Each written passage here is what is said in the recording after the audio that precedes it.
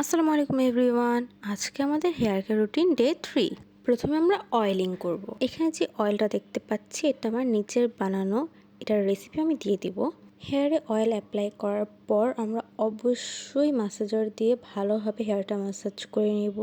এরপর চুলটা ভালোভাবে আঁচড়ে নিব। 30 মিনিটস রাখার পর আমরা শ্যাম্পু ইউজ করব। শ্যাম্পু যেহেতু খুবই ঘন, তাই আমরা সেটাকে ডাইলুট করে নিব কোনো কিছু মিক্সড করে।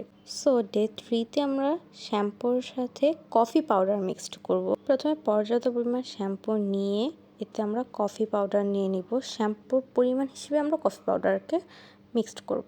এবার কফি পাউডার নেওয়া হয়ে গেলে খুব ভালোভাবে দুটো মিক্সড করতে হবে এবং এতে কিছু পানি অ্যাড করতে হবে। আর এটা থেকে যে কি সুন্দর স্মেল আসে, যারা কফি লাভার তাদের তো খুব ভালো লাগবে।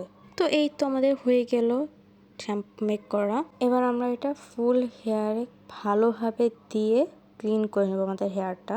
That's it. আল্লাহ হাফেজ।